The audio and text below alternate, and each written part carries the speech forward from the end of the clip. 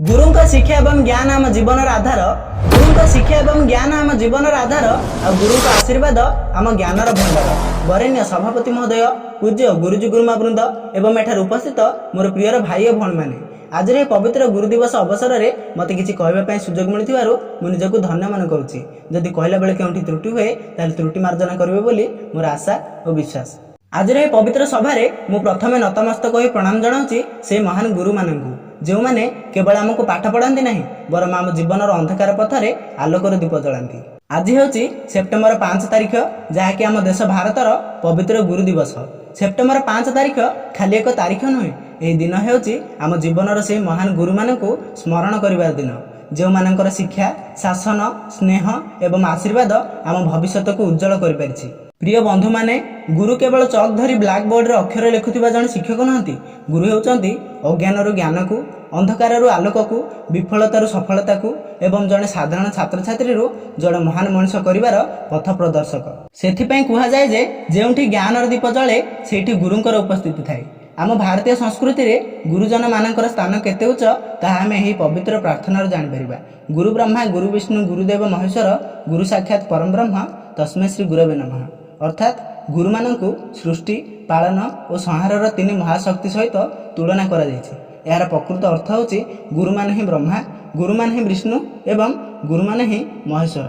कारण गुरु माने आम मनरे ज्ञान सृष्टि करती, आम हृदय प्रतिभार पालन करती एवं आम भितर थिबा अज्ञान अहंकार और भय को दूर कर दियंती। प्रिय भाई और भौणी माने, गुरुजन माने आमको केवल पुस्तकर पृष्ठ पढ़ाती ना बरम आमको जीवन गढ़ा शिखाती। आ गुरुजन माने केवल परीक्षा मार्क आनिबार उपाय कहते ना बरम गुरुजन माने आमको शिखाती जे किपरि हारी जाई मध्य पुणी ऊपर को उठी परिबा, किपरि विफलता को मध्य सफलतार सोपान करि परिबा एवं किपरि बड़ बड़ कंपटीशन भितरे निजर स्वतंत्र परिचय सृष्टि करि परिबा। गुरुजन मानकर गोटे वाक्य बेले बेले जने छात्र छात्रींकर समग्र जीवन बदलाई दे पारे। एक छात्र छात्री हुए तो निजको दुर्बल बोली भाबुथिबो, किंतु गुरु कहती जे तुमे पारिबो, तुमे निश्चय पारिबो। एही दुईटी वाक्य हुए तो समस्त को छोट लगी थाई पारे, किंतु एही दुईटी वाक्य मध्य थाए एक छात्र छात्रीर भविष्य बदलाइबार शक्ति।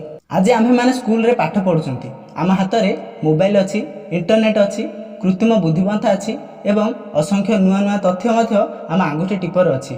किंतु आमे मन रखिबा उचित जे नुआ तथ्य आमको ज्ञानी करि पारे, किंतु गुरुजन माने आमको विचारशील एवं बुद्धिमान करती। यही इंटरनेट आमको हजार हजार उत्तर दे पारे, किंतु क्यों प्रश्न को क्योंठी पचारिबा उचित से विवेक आमको गुरुजन माने ही दियंती। आ आजिर युव समाज पई एही शिक्षा अत्यंत आवश्यक। कारण जीवन में चाकरी दरकार, किंतु ताठार अधिक दरकार चरित्र एवं संस्कार। आ जीवन में ज्ञान दरकार, किंतु ताठार अधिक दरकार मानविकता।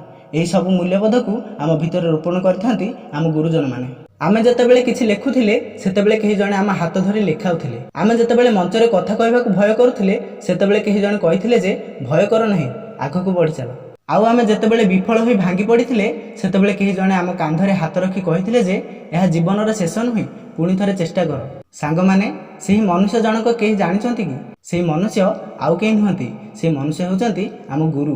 प्रिय भाई और भौणी माने, आम हुए तो गुरुजन मानकर प्रत्येक कथा आज मन रखि परिबा नाही, कि हुए तो आम गुरुजन माने पढ़ाइथिबा प्रत्येक सूत्र मन रखि परिबा नाही, किंतु आम गुरुजन मानकर शासन, गुरुजन मानकर स्नेह आ गुरुजन मानकर प्रेरणा आम जीवन रे अमर अध्याय करी लिखिबाकू पड़िबो। आज रही गुरु दिवस रे आमे केवल फूल देई शुभेच्छा जणाई किंबा दुईटी भल कथा कही गुरु को सम्मान करि जिबा नाही, बरम आमे प्रतिज्ञा नबा जे आमे भल मनीष हेबा, आमे सफलतार अहंकार नुहे, विनम्रता रखिबा, आमे ज्ञान रे गर्व नुहे, मानविकता रखिबा। आ आम जीवन में केते उच्च को उठिले मध्य आमको ऊपर को नैथिबा गुरुजन मानकू केबे मध्य भूलिबा नाही।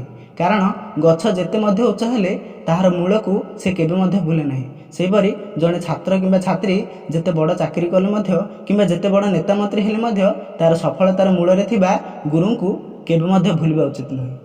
आज मुही मंच रे मोर समस्त गुरुजी और गुरुजन मानकू गोटे कथा कहबाकू चाहूँगी।